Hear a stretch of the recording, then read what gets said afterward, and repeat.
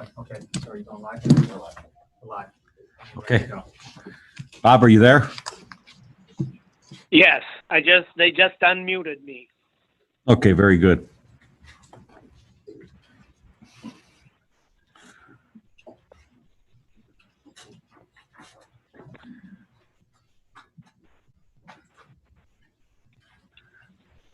Ready, Frank? Oh, yes. Okay. We're live. This meeting is called to order. Pastor Ken, would you offer us a prayer tonight? Let us pray. Lord, as we continue to venture in these troubling and strange times, we're very grateful that you are our hiding place. We're very grateful that you lead us towards safety. And so we ask that you would continue to extend your grace upon us and bring wisdom and deliberation upon these deliberations and upon our citizenry, that we may all do what is honored and glorify you. In Jesus' name, amen. Amen. Thank you.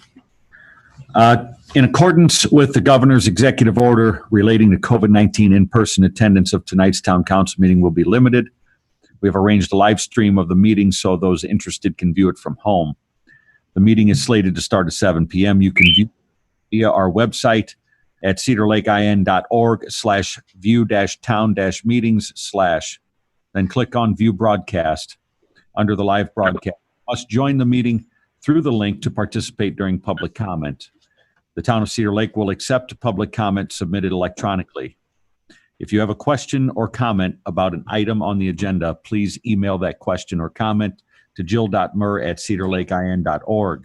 Mrs. Murr will ensure that all submissions are shared with the elected officials of the town and that the submissions will also be entered into the minutes of the meeting. Please keep your comments civil and constructive and to the policy issues on the agenda. We'll start with the Pledge of Allegiance. Bob, if you would lead us, please. I pledge allegiance to the flag of the United States of America and to the republic for which it stands, one nation under God, with liberty and justice for all. Moment of silence, please.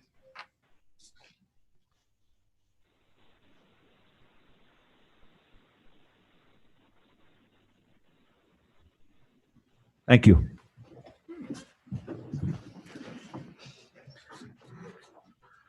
Roll call.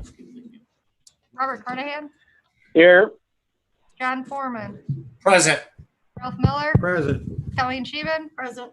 Richard Sharp, Julie Rivera, here. Randy Niemeyer, Present. Jennifer Sandberg is absent. I am present. David Austin. We have a quorum. We'll start with the public comment on agenda items. Do you have any public comment on agenda items? Third call for public comment on agenda items. Public comment is closed. Consent agenda is the minutes of the July 7th, 2020 meeting and July 21st, 2020 meeting. Claims, all town funds, $130,789.33. Wastewater operating, $158,264.57. Water utility, $28,803.09. Stormwater, $19,942.13. And payroll for July 23rd and 31st for $190,255.49. Is there a motion to accept and waive the reading of the minutes and accept the consent agenda as listed? So moved. Second. Motion by Ms. Rivera, second by Mr. Sharp. Questions or discussion? yes. There's one claim in here that it says it's Chase, and I don't think it's Chase Bank because it says it's for postage, wireless, earphones, and cleaning. Does anybody know what this Chase is? It can't be the Chase Bank, I don't think.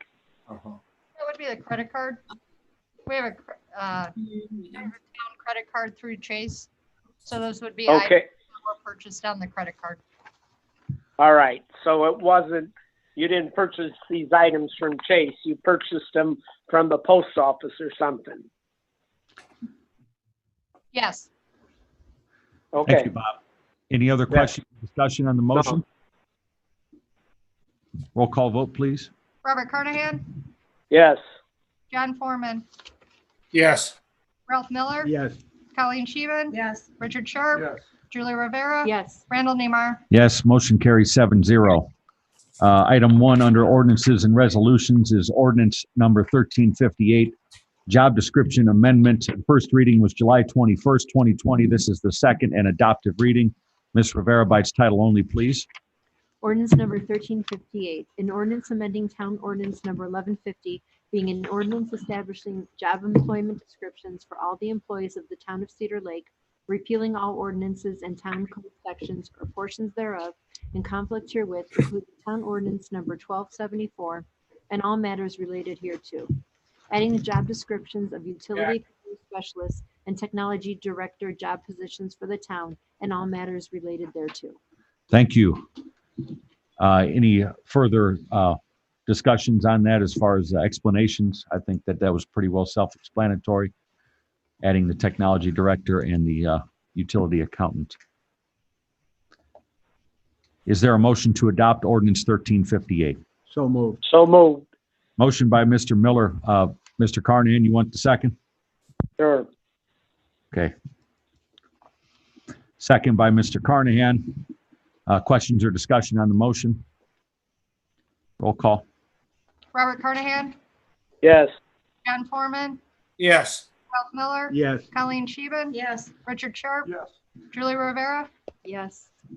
Randall Neymar. Yes, motion carries 7-0. Item 2 is ordinance 1357, 2020 salary ordinance amendment. First reading was July 21st, 2020. This will be the second and adoptive reading by its title only, please, Ms. Rivera. Ordinance number 1357, an ordinance amending town salary ordinance number 1344, establishing jobs and salaries to be paid certain offices, positions, and jobs within the town of Cedar Lake for the calendar year 2020, and repealing all ordinances or parts thereof in conflict therewith. Thank you. Ms. Murr, if you could highlight some of the items in that salary ordinance amendment, please. Council, the items for the utility accounting specialist, part-time hourly, has not changed since the last meeting. That's not to exceed $100 per hour payable from the 3 utilities. The technology director being a salaried exempt not to exceed $2,500 biweekly payable from the general fund and the 3 utilities equally. And this was the addition of the fire chief salaried exempt position to the equivalent biweekly salary being $2,692.31, which equals the equivalent of the $70,000 annual salary. Thank you. Is there a motion by the council to adopt ordinance 1357? So moved.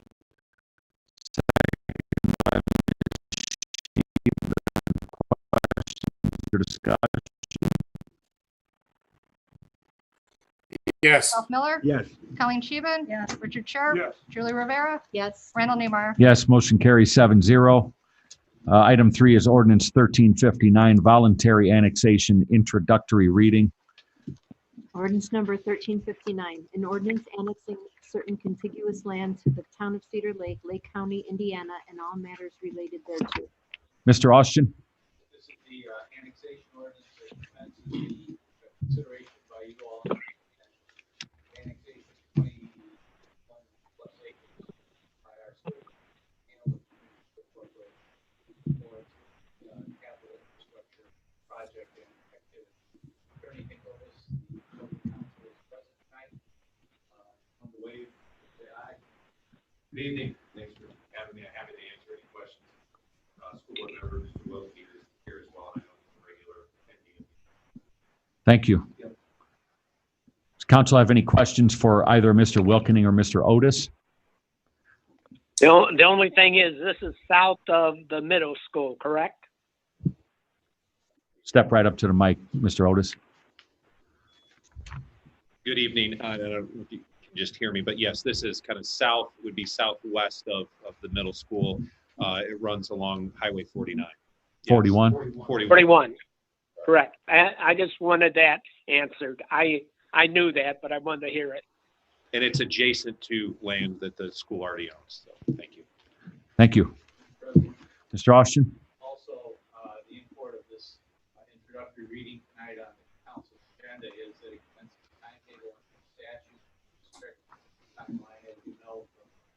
annexations here in town. Triggers the scheduling of advertising for conduct of public hearing on September 2nd, first monthly meeting in September. And to add to that, there was a meeting commenced here in Town Hall of members of the school building team, project managers, school board members, other staff, town staff, myself, Rick Sharp, our town attorney, our town engineer. So it was a large meeting. We discussed all the different aspects of what this thing will look like at the end, how we get started together, how we can kind of take a partnership approach on this entire project. I felt the meeting went well, had some really good points in it. There's some good opportunities for us to work efficiently together and make this thing smoother than the last one. We think that with how we started this, it will be smoother. So we're going to kind of build off of that. Hopefully there's a satisfactory vote on this annexation tonight so everybody can get started in their planning processes, and we're ready when the timeline is up to get dirt moving and get a project going. You've heard the first reading of, well, the introductory reading of ordinance 1359. Is there a motion by the council to approve? So moved. Motion by Mr. Sharp, Second. second by Ms. Rivera. Questions or discussion? Roll call. Roll call. Oh, Robert Carnahan, It's okay. Yes. John Foreman, Yes. Ralph Miller, Yes. Colleen Scheven. Yes. Richard Sharp. Yes. Julie Rivera, Yes. Randy Niemeyer. Yes, motion carries 7-0. Thank you. Mr. Otis, Mr. Wilkening, I've been in discussions also with Lake County on some matters of planning, since this is currently under the jurisdiction of Lake County. So if either of the two of you would care to give me a call tomorrow or something to discuss some of those things. There are some inner workings there that would create kind of a bridge to allow for maybe some enhanced activity during this 90-day window to a limited extent, but could help you get started, get a little bit further ahead. Thank you. We appreciate that, and I know you talked with Yeah, I did. Yep. Okay, I think our engineers are trying to work on land that's already in Okay. town. understood. But we do appreciate that in this process. I wasn't the school attorney when it was brought in.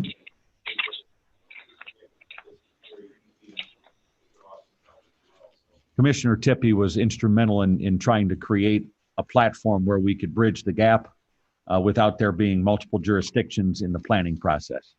You guys, our firm represents 11 school corporations. You guys are unique. You have a good problem. You're growing, but it's a problem that makes this happen. And how rapidly we're growing is great, but I'm sure it's stressful for you all at the same time. Yep. So the school had over 30 new kids at the winter break last year. I mean, we're bursting at the seams. So this is keep this thing moving. We appreciate it because they want to get it done for that 22-23 school year. So it'll be a great asset. So thank you, and we'll see you next month then. Yeah, look forward to working with you guys. Thank you. We don't want to bring any more trailers in. Very good, Denny. Well, we're going to look forward to seeing a great project. What we saw. I'll talk to you tomorrow, but there's something about that I found out that, Okay, you know, give me a call. I'll be available tomorrow. Thank you. Item number 4 is Resolution 1263, Transfer Resolution. Ms. Rivera, by its title, please. Resolution number 1263, a resolution authorizing appropriation transfers by the clerk treasurer for the following fund during budget year 2020. Thank you. Ms. Murr? Council, as discussed at your Council Affairs Committee, with myself and your clerk treasurer, this is a transfer in the fire department's budget in a total of $5,710 from the NIPSCO line item in the amount of $2,410 to the chief line, $2,300 to the FICA Med line, and $1,000 in the miscellaneous supply line. Thank you. And The two NIPSCO items are to help cover part of the chief's raise we just gave him, right? Yes, Yeah, so it was determined that there was room within the council's budget to pick up those NIPSCO bills. So that's what we'll be doing. All right. Is there a motion by the council to approve transfer resolution 1263? So moved. Motion by Mr. Miller. Is there a second? Second by Ms. Sheben. Questions or discussion? Roll call. Robert Carnahan, Yes. Todd Foreman, Yes. Ralph Miller, Yes. Colleen Scheeben. Yes. Richard Sharp. Yes. Julie Rivera, Yes. Randy Neemeyer. Yes, motion carries 7-0. BZA item 1 is Boudreaux expired variance extension request. I'll read a letter into the record. Dear Cedar Lake Council members, I'm writing this letter to request extension on my variance and permits for my proposed outbuilding due to the pandemic circumstances. At the beginning of 2020, I did not realize it had been over 1 year since my variance approval. I have since paid the variance dues, and I am looking for the permitting process again. I do apologize about not meeting the 1 year required deadline, but there were some changes to the building size after having boring samples done. Also, the size of the building changed, so I had to have professional engineered drawing reissued, which took longer than expected. The new building size is 40 foot by 60 foot with a 16-foot high wall, 2,400 square feet gravel bed with concrete columns for support. This is smaller than the building that was variance approved at 3,500 square feet. Due to the boring samples, I was not able to fit the size of the building on the pad originally proposed, thus shrinking the building to be on suitable bearing soil. I asked the council to please approve an extension to the variance approval, as I have put in a lot of time and effort on this project to make sure everything is done in a professional manner. To start over at this point would be very difficult, very costly to me. Thank you for your time. Look forward to joining you at the Tuesday, August 4th meeting to answer any questions. Mr. Austin. I'm not sure why this is on your agenda. This is developmental variance. That is a variance, like variance of use, which is in the jurisdiction of the board of zoning. That was going to be my question, is this doesn't seem like something that is in our jurisdiction. Side setback, yard area, items, that's easy. Ms. Murr? This one has exceeded, when they get the approval for the application, variance application, it has a 1 year expiration date to apply for the permit. He had exceeded that 1 year Still applying, so he would need to reapply. go to the DTA, do the exactly same thing that's being done here tonight, request extension on that. Mr. Kubiak? You had your hand up? No, I would just want to say what Ms. Murr said.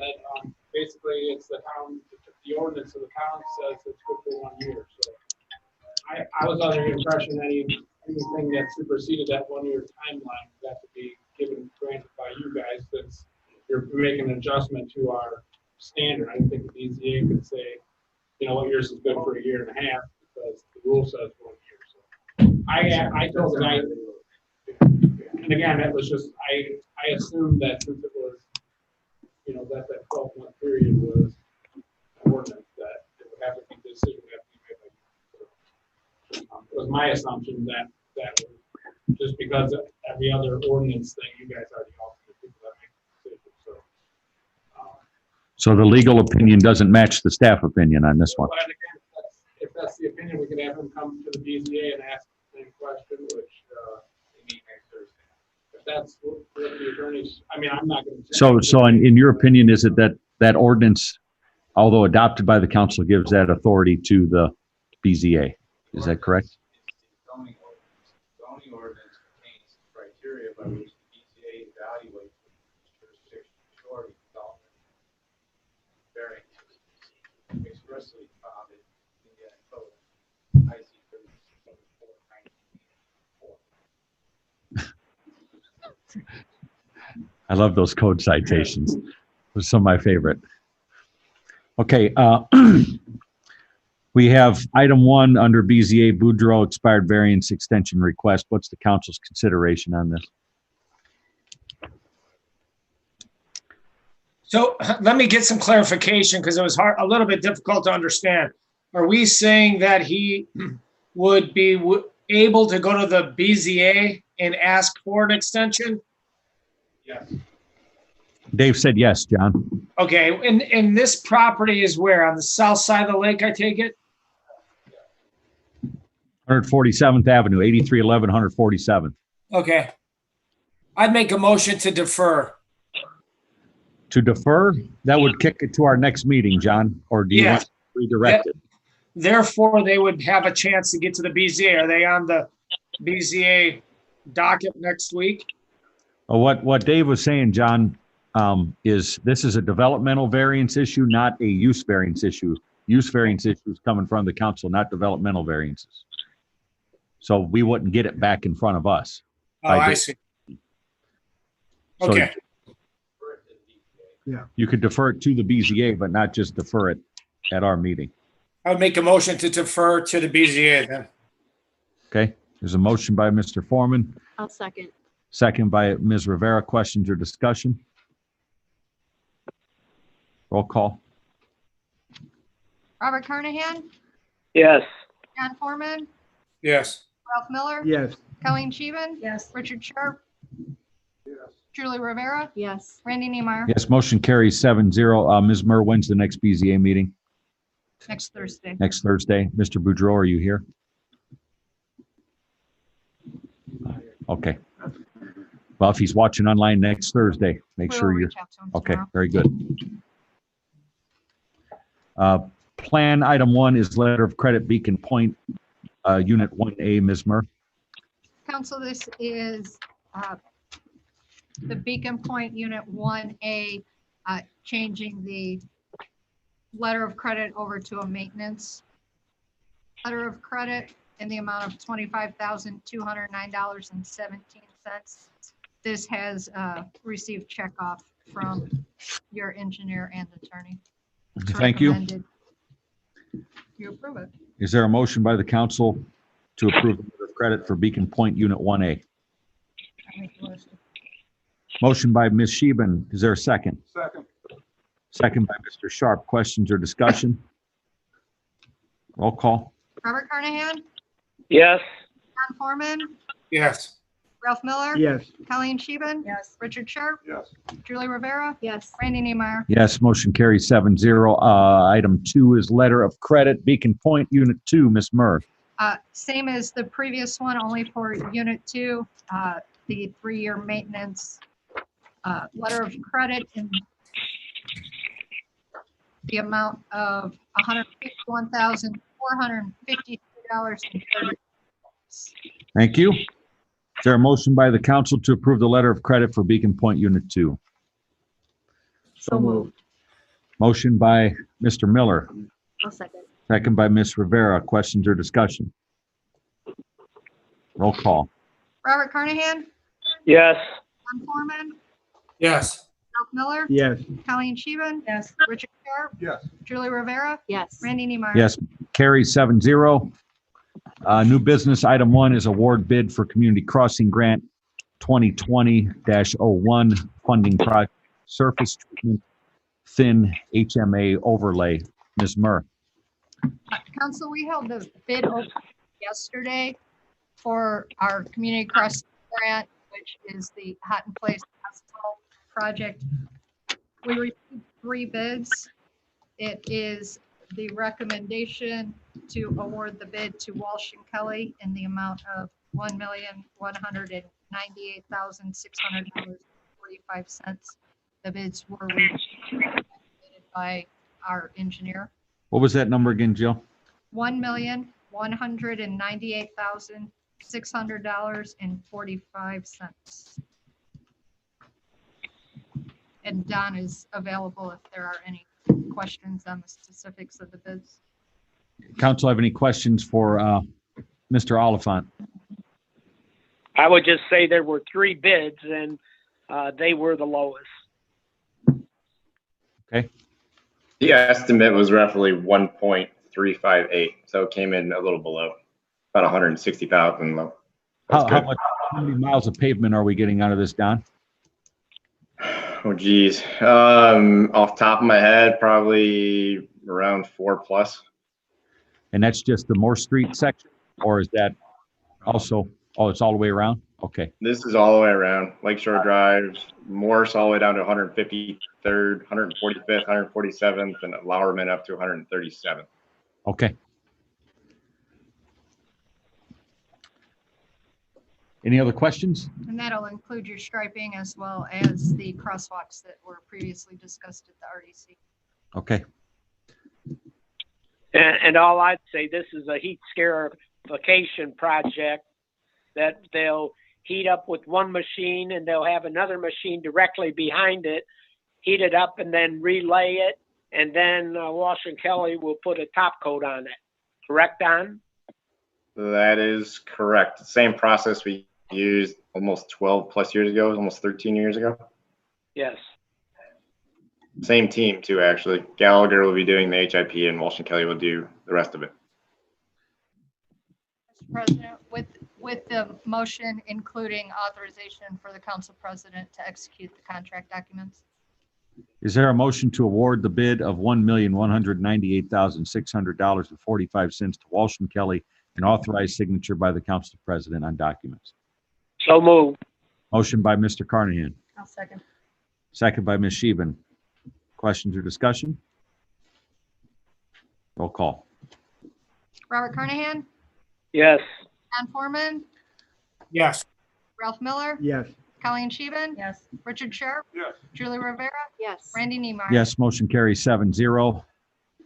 Item 2 is ambulance bid deferred from July 21st, 2020. Ms. Murray.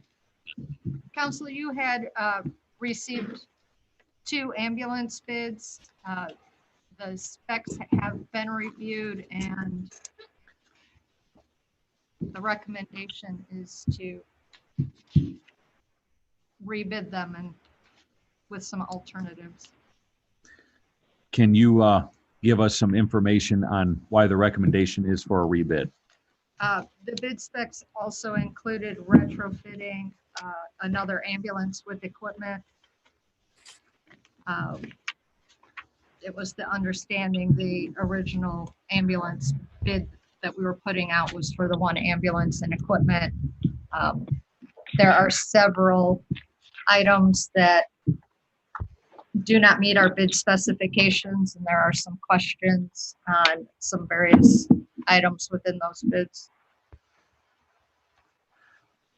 So we have bids in front of us of $439,416 and $453,026.88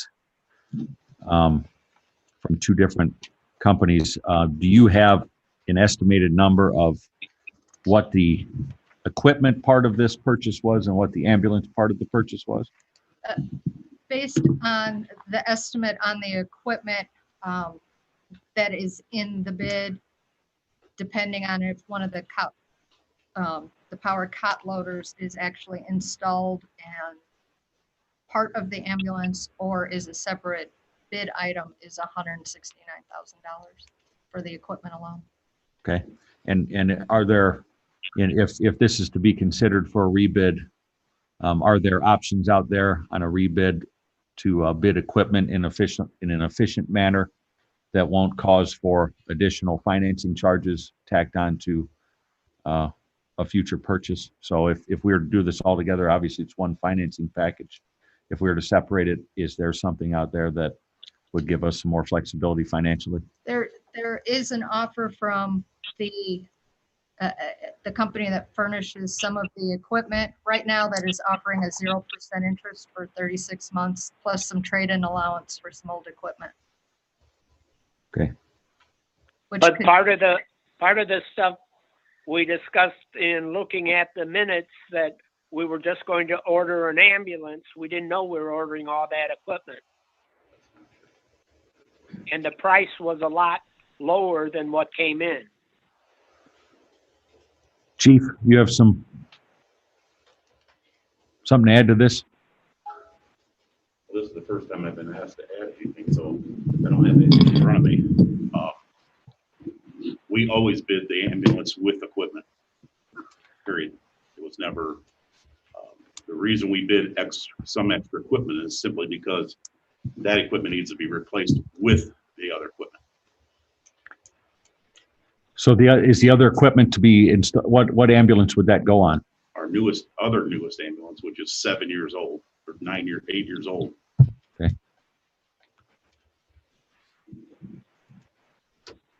Is there any other? I Go would ahead. just like to add, folks, that we do not want to delay this. Let's get it rebid as soon as possible. We're already in August of 2020. It'd be nice, and interest rates are low, to move on this in a timely fashion. So we're actually going to bid the ambulance and then bid the equipment separately. Is that what I'm saying? I don't know what the motion of the council will be, Okay. Chief, so we'll have to wait on that. Okay. So we have a recommendation by the town administrator to rebid. Would that recommendation be to bid the two separately? You can bid the two separately or as alternatives. Mr. Austin, any comments on rebidding this?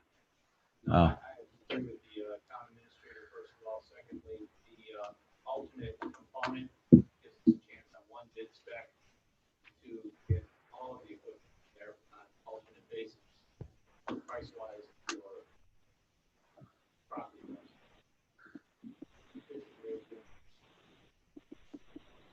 Okay. We have a recommendation from the town administrator. Would that recommendation be to bid it as one spec with alternatives? That would be my recommendation. Okay.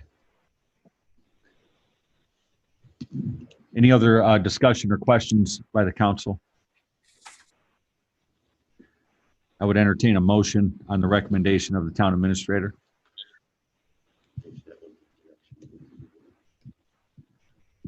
Is there a motion? So moved. Motion by Mr. Sharp. Is there a second? Is there a second? I'll second it. Second by Mr. Miller. Questions or discussion? Can we just add that we have a time limit on how it's expedited? What's a realistic time frame to put together a bid spec like this and get it out to bid? Well, I mean, it's already put together, so. if Just we a matter ask of them- if we updating ask it? the vendors to redo it, they've already got everything in their systems. That's what I'm thinking. There's vendors here tonight that could probably tell you that. Not certain vendors should be the drivers of the specification. No, I'm just saying they already know that this is coming. So they would be able to Yeah, redo their bids. We only got 2 bids. Exactly. Exactly. That's the problem. That's not the problem, Dave. There's only 2 people that bid it. What's the problem with it? It's gonna put some bid specs together. This bid. Would it be just an updating of the current specs? I mean, how would that look? I mean, it's a valid question by Colleen about timelines of trying to avoid further delays. I have no idea. I mean, we bid it out for 30 days last time, and they were able to come in and get them done with all the equipment. So I would think that if we're under a timeline, reach out to whoever's gonna bid it, tell them you got the timeline, they gotta get it done. Period. Would we be looking at the 2021 model year chassis at this point? The indication I got was there was the 2 that bid the ambulance still had chassis available, but they were gonna be unavailable very soon here in August. Okay. So we have a motion second on the floor to rebid this based Gonna on increase the cost, by the way. I'm sorry. recommendation of the town administrator. Any other questions or discussion on the motion? Counselor, are we still good with bidding out equipment for 2 ambulances? As far as 2 cots? So can we go back to, what was it, a meeting in April where the direction was first given to put together a bid spec? The bid specs were for an ambulance, based on the motion that was made that night. What was the motion? Who made it? Who seconded? Do we know that? I know the motion was made by John. I honestly don't remember without pulling the minutes who made the second. Okay. So this would be to direct a rebid, but to include the equipment that was included in this bid, but maybe not included in the public record as part of the motion? Is that what we're talking about? So the original motion was made to go So forward with an ambulance bid. An ambulance bid. Okay. So if you want the equipment for one ambulance, or if you want the equipment for two ambulances, but that equipment separate. It's not completely equipping a whole other ambulance. Right. It's It's just, 2 items, 3 items for that ambulance. That's all it is. It's another monitor, which we always replace both of them when we replace them. It's a cot loader and a cot. That's what it is. We bid this ambulance with the standard equipment that comes with an ambulance originally. And I'm sorry that people didn't understand the difference between bidding an ambulance and bidding an ambulance that's equipped, but that's how it's done. That's how we do it. That's how we wanted it. So I guess that's where the confusion was. The extra parts were for the fact that we need to replace at least the monitor, because we always lease them together. So we have redundancy of the types of monitors we have. The current monitors we have are very old and outdated. And we don't want to be using 2 different types of monitors and have one go bad. One's already gone bad on us. We're having problems with it already. That was the intent of this. the ambulance is 8 years old and we can update it. We can bid that separate, maybe. How much are those 3 items, Todd? What, do you have any idea what the cost? $100 and some thousand when it's For over those with. 3 items? Yeah. Could you bid those separate? We sure can, as long as we do it. But what the town administrator is recommending is to make that a part of the alternative of the package. That way it's a quicker process and it doesn't drag it out longer. And that's what we did originally. I'm trying to get, if we could get 0 interest rate. If bidding it out separate, we get 0 interest. So you rate. said Stryker has a 0 interest rate option right now on equipment October 31st. till October 31st. Thank you, Pat. And then it comes due after 36 months, all of it. They Right. also allow a trade-in allowance on the old monitors. But in considering that 0%, we had a council affairs budget committee meeting with our clerk treasurer, and Joe was there as well to talk about impact on our cumulative capital. Jen is going to reestablish that fund at its max levy for next year's budget, but looking at some of our capital planning, a purchase of this size, all kind of being in that 1 5-year note, would have probably in year 2 or 3 some pretty negative impacts on any other purchases that we might make out of that fund. So there's a bit of a concern that if we go with the one package, what the cash flow hit will be. While I understand payments are in arrears, we'd still be looking at a pretty significant amount of money coming out of that cum cap fund. That is, we have some good cash balances in it, but we don't necessarily have great cash flow, if you know what I'm saying. So whatever. And Randy, didn't you say that we're going to be running short in 2021? I know we've already this year discontinued sending out that newsletter because of shortage of money. And I'm getting concerned over spending from what you're telling me. Well, the general fund and the cum cap, as you know, Bob, are 2 different things. Right. So one of the reasons we cut out the monthly newsletters was to try and be conservative going into a lot of uncertainty as it related to revenues. We had some pretty good revenue reports that came in and property tax collection rates that kind of gave us the ability to reset a little bit, still stay conservative. But what I was talking about here was Jen's analysis, because we asked her last meeting to analyze the cumulative capital fund, the current obligations against it, cash balances, and try to plug in this as a business pro forma into that fund, and then to see what is coming up in the near future in our capital plan for fire, police, and public works, and try and measure some of those things out. So that's what I was talking about in that analysis. Okay. Go ahead, Hey, Chief. hey, Mr. Chairman, I have a question. Go ahead, John. Yeah, so Chief Wilkening, is this delay in rebidding it going to put you in dire straits in any way, shape, or form?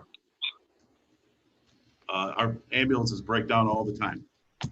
And we're just constantly fixing them, but it's just, it's a long period of time to get the ambulance. So yeah, I mean, we're in a position where we need this ambulance to be ordered as soon as possible. And looking the at, equipment that needs to be replaced ASAP. Okay. One of the things that was considered in this was the current ambulance lease was paid off. The defibrillators, the monitors that we use will be paid off January 1. And also another capital improvement purchased by our air packs were paid off as well. So all those payments are available, what I thought was available towards this new ambulance with an additional cost as well. So, which brought that monthly payment of $96,000 a year down to in the 30s. Okay, I would concur with Colleen that we want to put the pedal to the metal on this rebid process. is there any other questions, comments, discussion by the council? There's a motion and second on the floor to rebid based on the recommendation of the administrator, to rebid with alternatives. No other questions or discussion? Roll call vote, please. Robert Carnahan, Yes. John Foreman, Yes. Ralph Miller, Yes. Colleen Scheven, Yes. Richard Sharp, Yes. Julie Rivera, Yes. Randy Niemeyer. Yes, motion carries 7-0. So it's August 4th right now. Can we have this ready in the next 30 days? Could we have it ready by our first meeting in September for council? That's September 2nd. Who's right?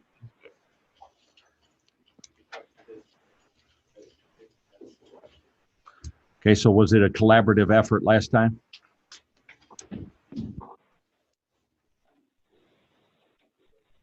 Basic or specs came from manufacturers or vendors. It's the only way you can do it. We can't, I mean, there's 70 some pages to the bid spec. We don't know every bolt of the ambulance. And you always get help from different vendors on trying to put a spec together.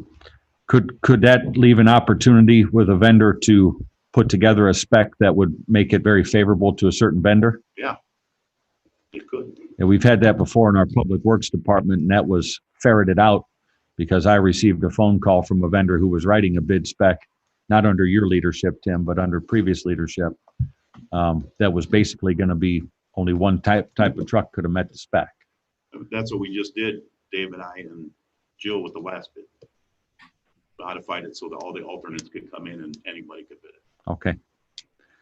So we have a pretty good working outline of the equipment and the spec of the truck.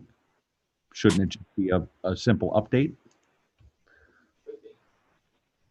Not necessarily saying that will happen, but not just identified. Vendors control the deal. Do you think any of us know the nuts? And I agree with you. We don't know the nuts. Well, I don't know. He doesn't know. We don't know about the whole A50. Right. That's the problem. And vendors, vendor has both us and everybody. So you ask that question, Randy, I kind of stumbled over here. I don't normally do this. That's the problem. That's the ethical problem, but that's the practical. I think we have a fair bid now after putting all the alternates and working together. And One thing I wanted to mention in this current package was Osage had delivery of 280 days and fire service of 150 to 180. What is that, availability of chassis, or is that time to assemble, or what is that? one manufacturer is a lot bigger than the other. Gotcha. And typically, when you're as big as they are, you could probably put them out quicker. But that doesn't mean the quality's any better. Not at all.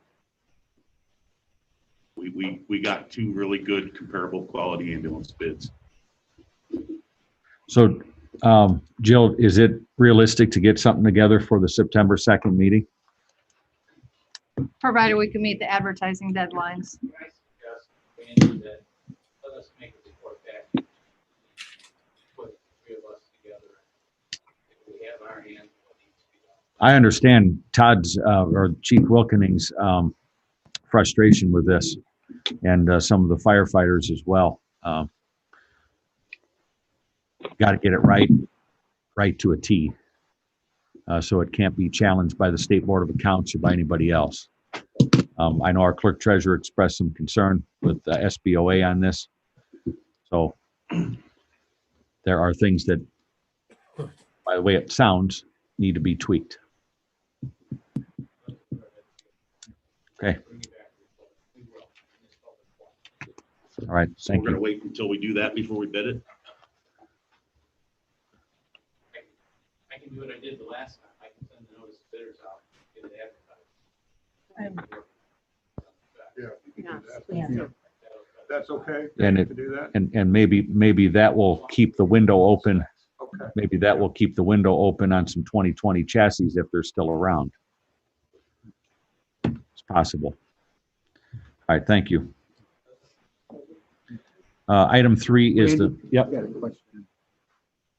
Yeah, go ahead. Hey, Pat, can I come to you, since the council already made a decision, can I come to you in public comment? Yes. Okay, thank you. I'll give you, well, when we go to the public comment, I'll give you the floor and you can have all the time you need, okay?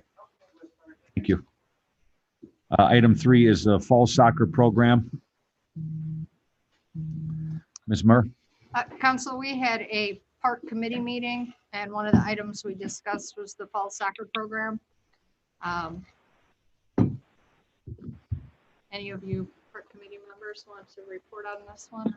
Just in discussion with the COVID and all the situations happening right now, felt like it was probably best just to postpone the fall till the spring.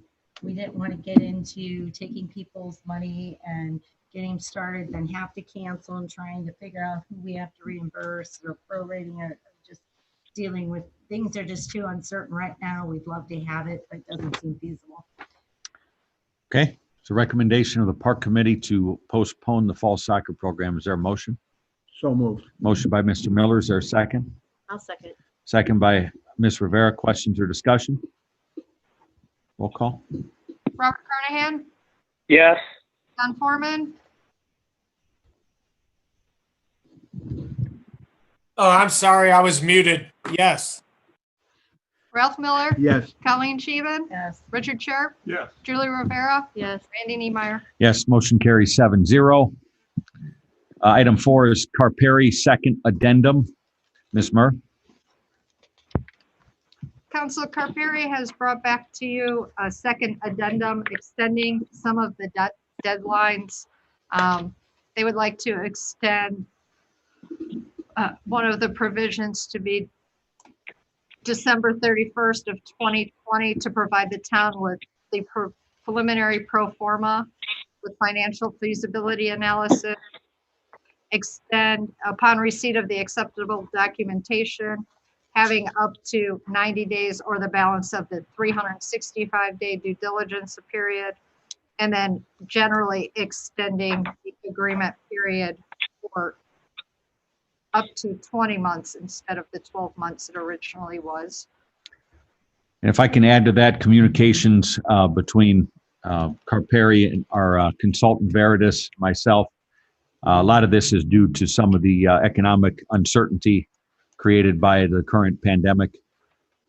Very understandable stuff as it relates to trying to get business partners nailed down, people who want to build in that agricultural business park. So this is just a matter of giving them some time to kind of get past some of the fear stages of what we're going through right now and get to the point where we have potential of having good business partners that attach to this project. Council would be recommended having the attorney also update the agreement. Clean it up a little bit. Okay.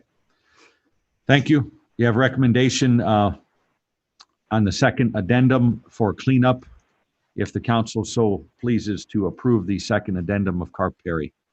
Is there a motion by the council for approval of this second addendum? So moved. Motion by Ms. Rivera. Is there a second? Second. Second by Mr. Sharp. Questions or discussion? Roll call. Robert Carnahan, No. John Foreman, Yes. Ralph Miller, Yes. Colleen Shiva, Richard Sharp, Yes. Julie Rivera, Yes. Randy Niemeyer. Yes, motion carries 6-1. Item 5 is Chef Palmer Use Extension, 10833 West 133rd Avenue.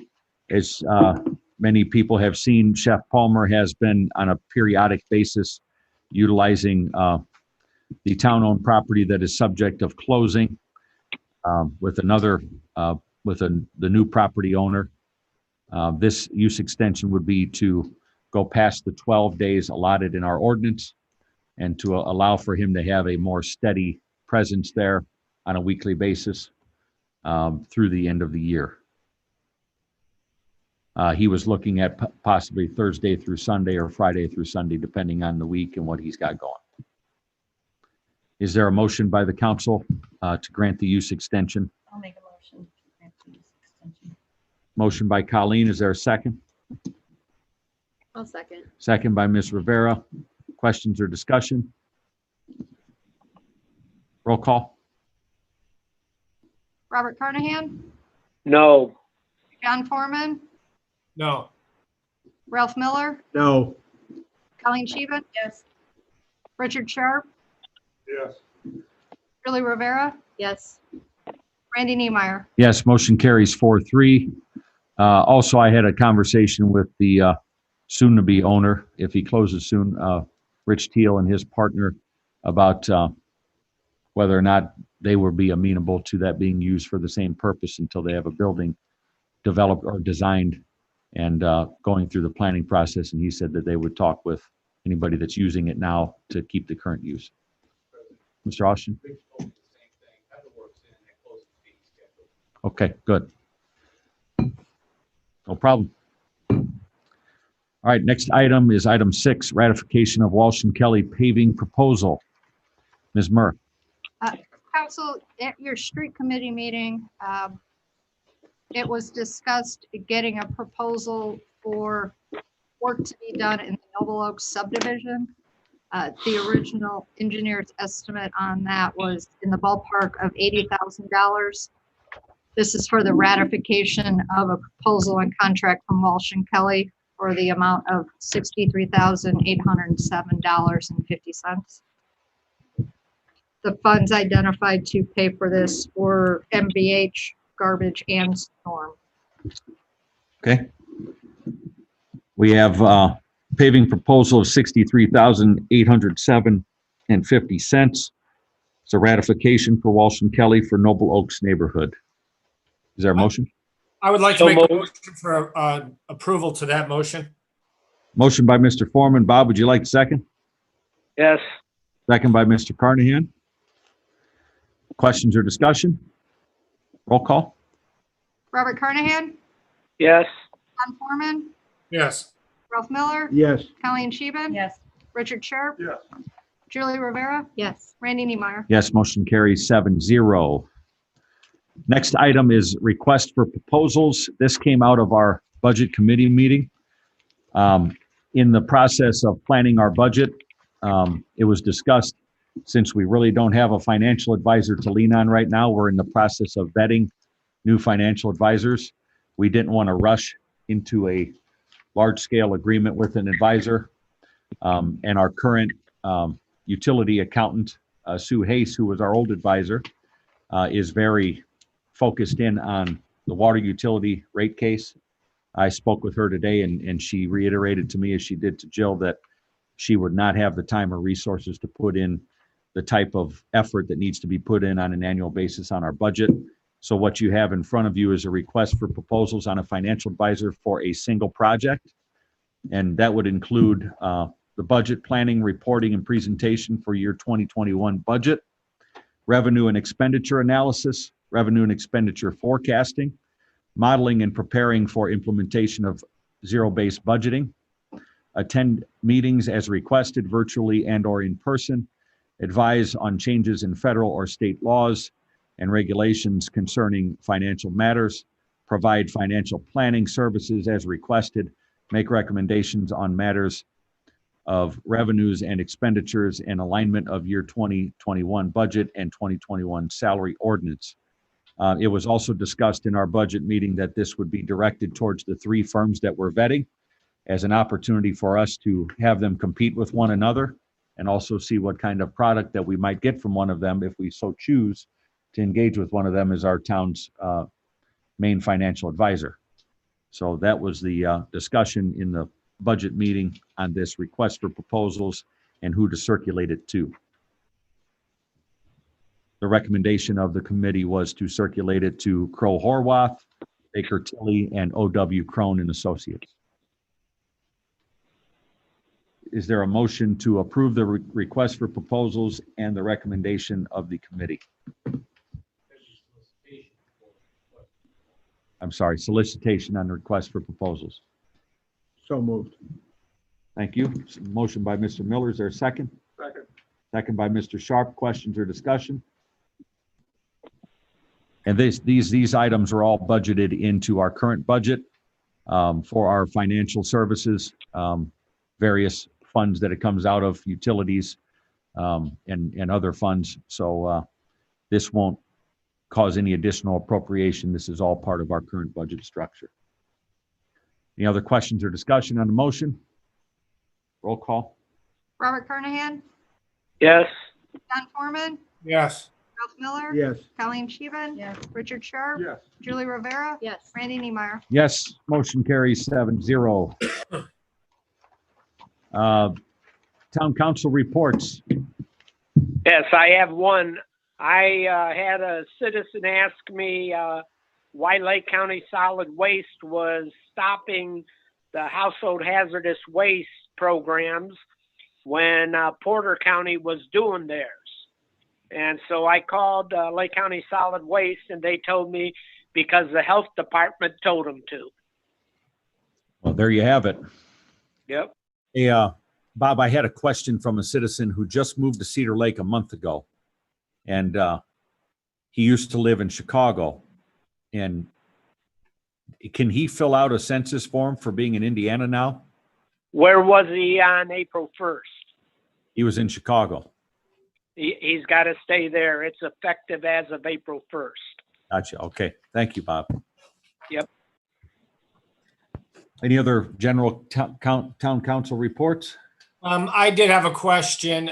Jill, what's the latest with the property north on Parish and west with the abandoned vehicles and also with the sewage and the shared water, the public right of way? Don, did you have anything? We're working on pulling the deeds from the assessor to basically match up legal descriptions to see. I mean, we right now, we think that the road going in there is private. GIS shows it differently. We still need to pull those and match everything up, and we'll have something by the next week. Okay, very good. I've been getting a lot of calls from the gentleman, so I just wanted to see what progress was made. Thank you. John, was that on Parish, just off of Parish Avenue? Yeah, just west of Parish, almost out of the town limits. Is that the one that Dave would probably know this, that Anderson, who used to work at the bank, used to live down there? Different Anderson, but that is exactly where we're talking. That's what John's asking about. Yes, He said yes? yes, thank you. All right. Council Affairs Committee, I think I went over the report. We talked about the upcoming budget. Right now, looking at where we're at in the current budget year, our expenditures, other than a few line items, are matching up with the percentage of coverage that we've had for the year. So far, so good. Our tax collections have been fairly solid. We probably won't see some of the Lowit impact until next year. when, we get the impact of people having lower incomes on our income tax collections. So, so far, everything is, we got a little bit of work to do in the fire department at making sure by the end of the year that overtime line item and some of the other things that are expenses that are still coming, that we can manage those. But mostly it looks pretty fair. I think we're going to finish the year in a decent position. Next is Park and Recreation Committee. Any reports? The big thing we talked about was canceling the soccer. Okay. Thank you. And Jill's also gonna get some information on Bartlett Park. Yeah, we've got a few Yeah. ideas over there, so. Awesome. We've already reached out to a vendor and we're getting preliminary proposals, and then there'll be other items tied to that, and I'll work with Tim on those. That's good. A little bit of improvement to that park would go a long ways. We've come up Couple with a really nice concept. things, I think. There's that one vendor that we ran into down at, and I can't remember, they were out of the Louisville, Kentucky area. They specialize in kind of these hybrid park developments, low-cost structures. You might want to get in touch with AIM on them. I can't remember who it is right offhand now, but they had some great products for park upgrades. Things like picnic shelters and band shelves and different sorts of even bathrooms, things like that are user-friendly and low cost. So just reach out to AIM. I can't remember who the vendor look is, and but I see know who they're they're- from Kentucky. Who the contacts are. Yep. Yeah, there was another company that comes to mind. It's called BCI Burke out of Oshkosh, Wisconsin. They specialize in that sort of thing as well, Jill. Okay. Very good. Stormwater, we've had numerous projects that we've mentioned here throughout the year. Any update on those, Jill? No, actually Don's working on a lot of those tied with your hot in place asphalt project is a couple stormwater improvements, grading along the edge of the roadways, reestablishing some ditch lines. You approved at your last meeting the $199,000 towards the ecosystem. Other projects coming to mind are Woods of Cedar Creek. We're still working on those properties that you had discussed at a meeting a couple meetings ago. Still coming up with some of those solutions, as well as coming up with the policy moving forward on old areas of the town versus new areas of infrastructure. Okay, thank you. We also have a letter of gratitude. This letter is addressed to Tim Kubiak, Director of Operations, and Tom Stevens, Superintendent of the Cedar Lake Public Works. States, dear Mr. Kubiak and Mr. Stevens, the past weekend we had an event that took place within the town of Cedar Lake. This event, known as the Trump Parade 2020, was taking place on a Saturday afternoon. Upon notification of this event and the possibility of protests, we began to plan. Many departments were notified, including Cedar Lake Town Council, Cedar Lake Fire Department, Lake County Sheriff's Department, Indiana Department of Natural Resources, Northwest Regional SWAT Commander, business owners within the town, and the Cedar Lake Public Works Department. We set up to be prepared for unknown protests that may or may not happen around the lake. I wanted to personally thank you both for your department and your department for being there and available during this event. You both have been a staple to our public works for several years. Your caring and love for our community shines each and every time the police department is in need of your assistance. Neither of you have ever said no and always work with us to complete the task at hand to make our community better, safer, and following the mission of the town of Cedar Lake. Please accept this letter of gratitude for your support last Saturday, your continuing support anytime the Cedar Lake Police Department is in need, and your continued work ethic that we see on the streets of the town of Cedar Lake each and every day. I can only pray that those values are passed on to other workers, which will continue the great relationship we have between our two departments. God bless. Respectfully and honorably submitted, William T. Fisher, Chief of Police, Cedar Lake Police Department. So very nice letter, Chief. Yeah, nice letter. And Good job. Yeah.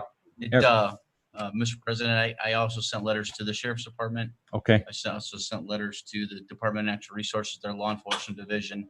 And I'm working on the fire department because in talking to Chief Wilkening, I didn't realize how many Mavis partners were involved. But what a show of support and amazingness by our employees with the town. It's second to none. I was amazed. My deputy chief and my commander did an outstanding job. And my entire department, it was great to know that they're there. So. And it really showed well in our community that what can be a very politically charged event turned out to be very peaceful. People had a good time. Yes, sir. And I didn't hear of any bad reports. I was out on the lake on a boat enjoying it. It was fun to see all the people out there and having a good time. So you guys did an excellent job. Thank you for all the work. It's greatly appreciated. Yeah, I would like to add, Bill, that, yeah, your deputy chief, absolutely. Carl did a super job, and the whole team that you have within the police department as well. So a big thank you needs to go to those guys too. But yeah, I did see the fire department had a lot of resources and assets and partners. When I first called Chief Todd, I thought there was a couple of the fire departments, so I was writing them down, and he's like, "You got a pen handy?" And I'm like, "Well, yeah." So he started telling me these departments that, like, Beecher Fire Department, for instance, actually put a crew on standby, a full overtime crew on standby, just in case we needed them. You know, so the partnership was amazing. It was, I mean, I extended our invitation anytime they need us for any assistance. We're there. Good. So I got 11 pieces of equipment cleaned and waxed. We did three training sessions. We cleaned the station inside and out, and we had one hell of a big barbecue. Thanks to Walsh's and Strack. So That's awesome. it was a good day to bond with everybody, volunteer, part-time, and full-time. And it was a good day in the community to show some respect and appreciation for you guys too. I think people were mostly cooperative as well. I had no reports of any civil unrest. So It's awesome. I know the Sheriff's Department literally had 30 officers down here for us. Amazing. Yeah, 2 civil unrest teams. So Very good. They stayed in the rear. They were there just in case. They weren't out there doing anything. They were just waiting. So Very good. Next is, I got one more report under council. This event has been mentioned to me, and I got a message this afternoon. Dave Crane and the organizer of the Trump parade, Mr. Bugoski, are working on organizing a first responders parade of some sort. The details keep changing. I know that Blaine is working with the sheriff right now on some of those details. So I have really very little to add to that other than he's looking to do something on 9/11. But I don't know what all the details will be. Also, Mr. Crane had sent me a message about, let me find it here quick.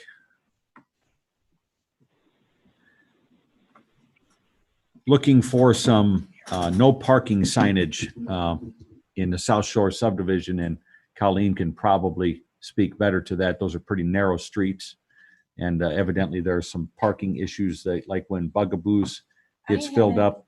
Dave said on Dewey. We just had a meeting on Sunday and I heard nothing of this. Yeah, he said on Dewey Street, there gets to be boat trailers parked there and overflow parking. I mean, I'm just going on the message that I got. It could happen. Nobody's brought it up to me or anything of the sort. The only complaint I had on Dewey was speeding. When's your next subdivision meeting? We just had it Sunday, so it'll be the first Sunday of September. Can you bring that up at that meeting to see what is going on and maybe get us some more information? I'll see Dave before then too, so I should maybe have some more answers for you next meeting. All right. Thank you. That finishes the council reports. Item 2 is town attorney. President, council members, the item reference to reimbursement fee, we're still working on it. It's not ready. Still an IR. Okay. And another item, however. Yes, sir. Received information from. Dave, can you put the mic up to your mouth there just so Bob can hear you? You're welcome. I'm happy to remind you. Happy to be here.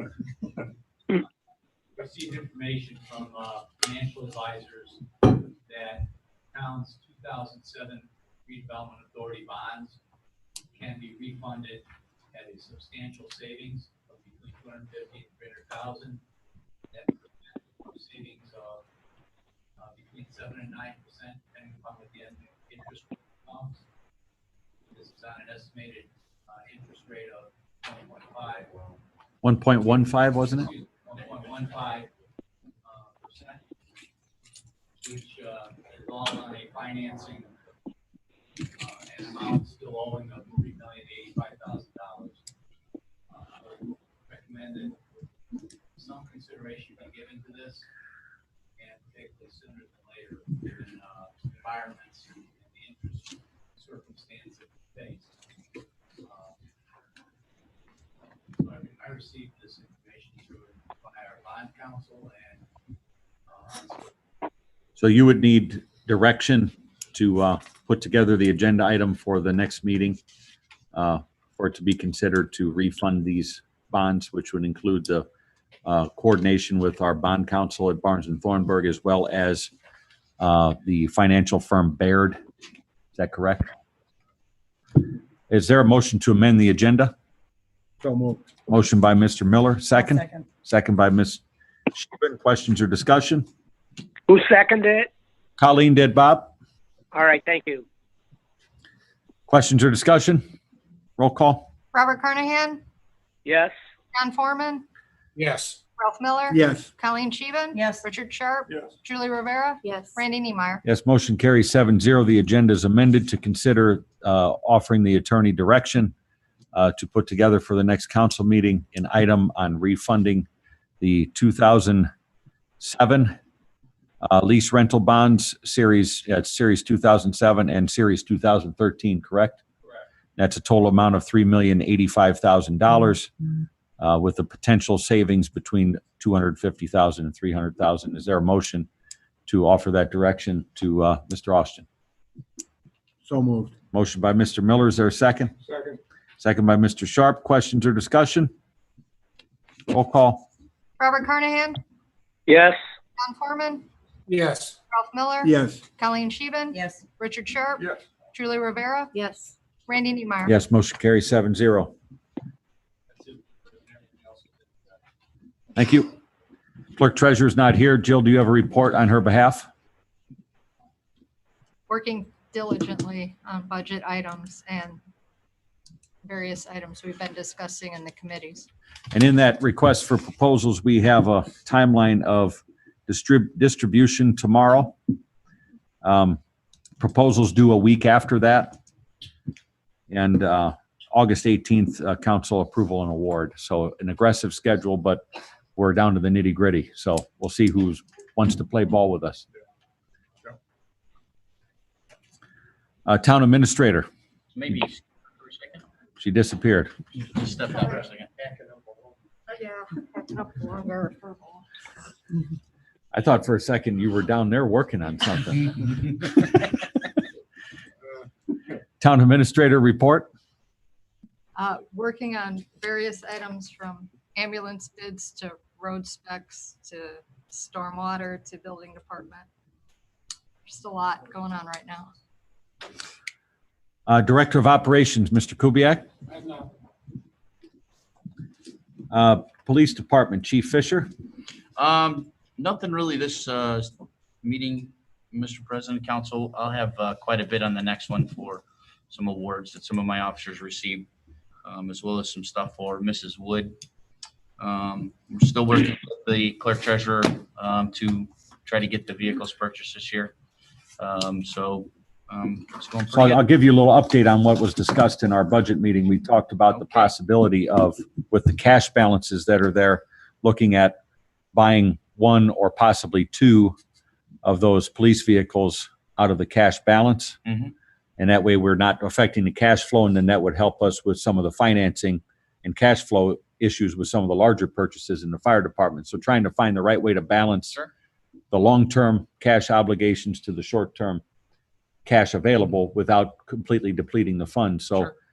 there's there's talk of possibly buying one or two with cash and then maybe financing a third in with a larger financing package of some other equipment as well. So Yes, sir. there's a lot of Yeah, ideas being we've had kicked around. discussions. I knew that she was working with you guys, so. But those I were just the don't want things. to, the price for some of the vehicles, that the state bid price ends October 1st, I believe it is. So Yeah, I don't want to lose that because that's, and the plan was to have all of that stuff in order by no later than our first meeting in September. Chief Fisher, yes. did you see the article in the Times last week where Valparaiso got a substantial amount of money from a grant to purchase police vehicles? No, sir. I have that. I'll drop it off at your office. Thank you. You know what You're the welcome. grant was? No, I just glanced at it and figured I'd ask you about it. All right. I can tell you we are working diligently on all kinds of grants, but have been denied quite a bit recently. It's especially the COPS grant because it went north of 30. So. All right. Well, I'll drop that off to you. All right. Thank you. You're welcome. Any other reports, Chief? No, sir. Thank you. Chief Wilkening? I'm good right now. Thank you. Written communication, we have from Lingenfelter, Truman Circle. Ms. Murr? Council, this is a thank you letter from Lana Linkfelter. Lives on the cul-de-sac on Truman Circle, and we've been looking at this for a very long time. Thanking Tom Stevens for the outstanding job he did on Truman Circle.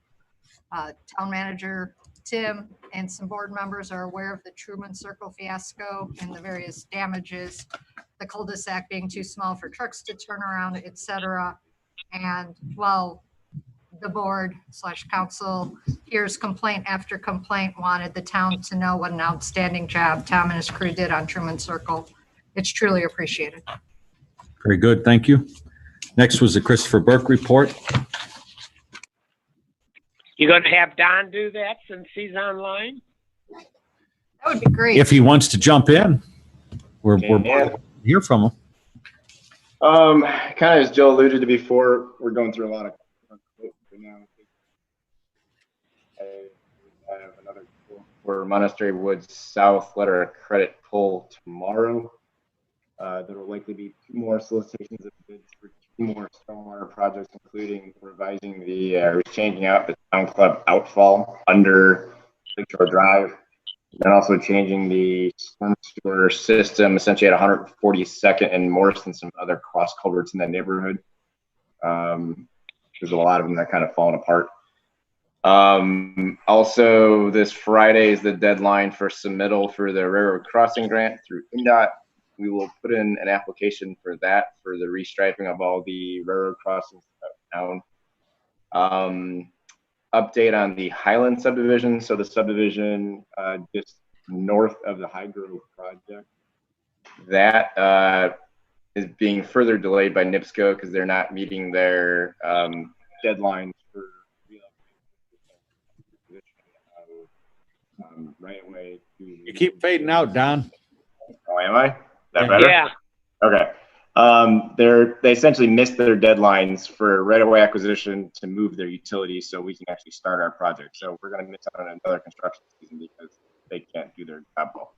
So we have a phone call with them hopefully next week when one of their main guy gets back from vacation, and we'll try to figure out a new schedule for that. Community crossings, we still don't know when or if the second call will happen. They're supposed to know in September, and 129th will be part of that if there's a second call to kind of hopefully collect the remainder of our funds up to $1 million. Those are the big ticket items. We're reviewing a ton of as-builts for new lots throughout town. I think we did 30 last month, which is a record. So the building industry is firmly in the upswing right now. Hey, Don, I'd like to add that I know you're doing a great job with Tim Kubiak, but just keep up on all these new subdivisions. Make sure that no corners are cut, because the taxpayers and the property owners will just end up flipping the bill later on. So thank you for all your work. Certainly. There's a lot of, the infrastructure going in a lot of these newer subdivisions is pretty substantial. So there's a lot of inspections happening, both in our office and Public Works as well. So a lot of work being done.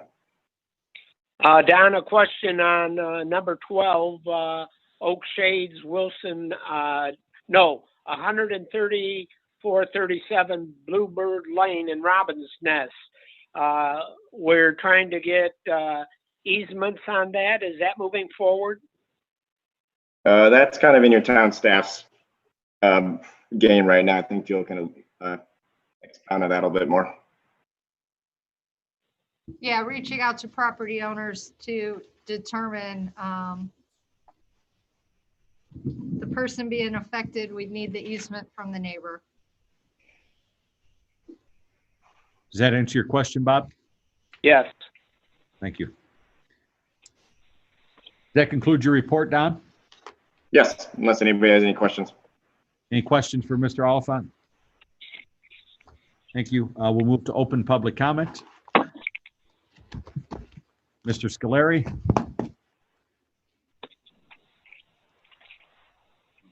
Name and address for the record. You know the routine. Pat Scolari, 15714 West 101st Place. It's in Hanover Township. Dyer address, Hanover Township. I'm also the EMS Division Chief at the Fire Department here. And in light of what happened this evening, I'm more upset, but I'm more frustrated than anything else about what happened tonight, because I think the biggest cause of the problem was the lack of communication. I thought that me and Chief Wilkening were pretty transparent in what we needed and wanted, but evidently it was a misunderstanding as to what had happened as far as equipment versus ambulance. You can't get an empty ambulance without the equipment. It's kind of what we assume that you guys do that. I guess what happens when you assume something. So I understand the sticker shock that was involved. So I met with clerk treasurer, myself and Chief Wilkening last fall with some numbers that were significantly lower, but they were simply with the ambulance. There's no equipment involved there. So I assumed, and then I could take blame for that we were going to do equipment bid and ambulance bid, keep it separate, because you can get better deals with going directly to the vendor, which is kind of common sense as well. Go with Stryker with their equipment. There's no markups thing, because when you go, Stryker gets stuff from Osage or another vendor, they're going to do their markup and all their billing and all their surcharges they're going to charge. So you're going to get a better price going directly to the vendor. So I assume that we're going to have, our equipment bid here and our ambulance bid here. What had happened was then we did that, and then you guys wanted to merge together.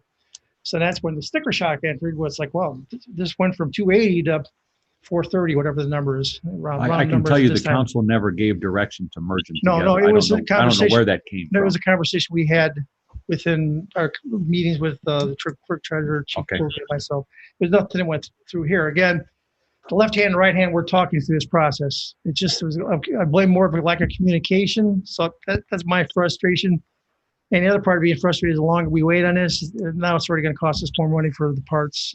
I could talk to the Stryker vendor, and like I said earlier, October 31st is the deadline for that deal. They said 3 years, no interest for 3 years, and maybe I could talk to them. I know other towns got 5 years. Like I say, hey, we're doing a lot of business with you. Can you give us 5 years for no interest? And that would be something I could work on as well through this vendor as well to help move this faster and keep it separate. I'm assuming that's what the direction we're going now is going to separate these two. Which is, I believe it's to put I don't know. it together in one bid spec with what's called alternatives. Okay. Well, I'm not sure what the language is, Mr. President, but this is frustrating because we really need this equipment. Chief Wilkening led on that some of this equipment is, we're putting Band-Aids on a lot of stuff, or monitors, or we've had to call the other unit to get because other monitors malfunction, things like that. And that ambulance we're getting, and I made led on to Mr. President, you about the things, the new safety equipment in ambulances comes with a price tag, and then, all the bells and whistles and 360 cameras and LED lighting is not cheap as it was 20 years ago. That's why you're seeing a sticker shock that you didn't see 15 years ago. I don't think the council really said much about sticker tonight. No, I understand it. I mean, I think everybody fully understands that this is expensive equipment and it's well needed. I think it was more of a procedural thing that right. The communication got messed up somewhere along the line between here and last fall. So it's my understanding, hopefully we can work together and get this rectified and I move think we will. forward pretty quick. I mean, we're already losing money on this. It's going to cost us more if we wait past September. Well, appreciate your comments, Pat. Okay. It's noted, and appreciate your hard work with the department. You do All a right. great job, and sorry the result wasn't positive. Well, again, I'm a little frustrated. I just want to keep moving Understood. forward on it. So, all right. Totally understood and totally valid. Thank you. Yep, thank you. Any other public comment?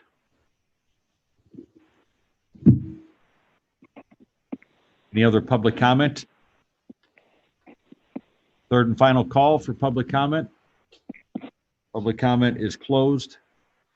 Our next town council meeting, public meeting is Tuesday, August 18th. We'll start with the utility board meeting at 6:30, council meeting at 7 p.m.